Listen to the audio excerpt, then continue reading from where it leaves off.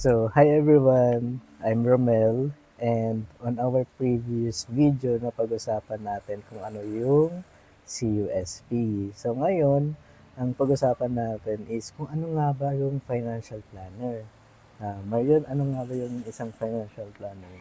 Ayan. So, hello Romel, hello everyone. Yes, isa po akong financial planner and as a registered financial planner, I help people through recommendations on what to do with their money, how to manage their cash flow, and where to invest.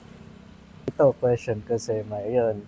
Ano po ba yung mga investment na usual na tinutulungan or yung mga investment vehicle na kung saan kayo madalas mag-provide ng investment advice? Oo. So, sa mga clients namin, usually nagpapa-consult sila on how to have an education fund and how to have a retirement fund. Mm-hmm. Ngayon, we highly advocate yung bucket investing or otherwise known as the principle of matching.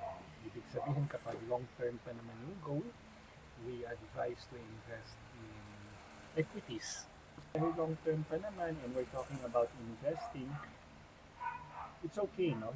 We strongly encourage investors to consistently invest in order to meet yung projected target amount nila for a particular goal. Mm-hmm. Since, di ba may mga global funds tayo, may mga stocks din. Siyempre may mga ano din tayo, investment sa mga properties, ganon. So, matutulungan mo ba yung ating mga investors o mga willing na mag-invest kung sakali? Oh yes, oo. Sa mga hindi pa po nakakaalam, maliban sa ako ay isang financial planner, ay isa rin po akong real estate broker. At Mm. syempre sa Philippine landscape ngayon, we have people who want to invest into properties.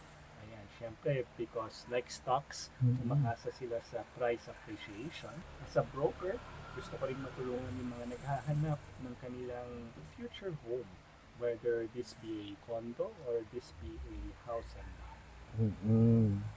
Sa ngayon po ba, ano yung best? Condo po ba or property? Oo, anong best na property, condo or house and lot? Nako, depende yan sa profile ng ating client. Kapag single or newlywed, yan, pwede yung mga condo. Pero kapag nagkaroon na ng anak, and this coming from my own experience, it is better to look for house and lot. Siyempre naman, you're building your own family, di ba? Si Marion ay isang financial planner and aside from that, isa siyang real estate broker. So magandang portfolio yon for someone na pwede nyong lapitan for investment advice. So maganda yung combination natin, Marion, no? Meron tayong CUSP, meron financial planner, and of course, real estate broker. So, Ayan. So, ayan. inaanyayahan namin kayo to watch our succeeding videos. Ayan, because we plan to share investment guides para sa inyo on what to do with your money, how to properly invest it. And looking forward to see you again on our next video. Yes, see you. See you. Paalam. Bye-bye.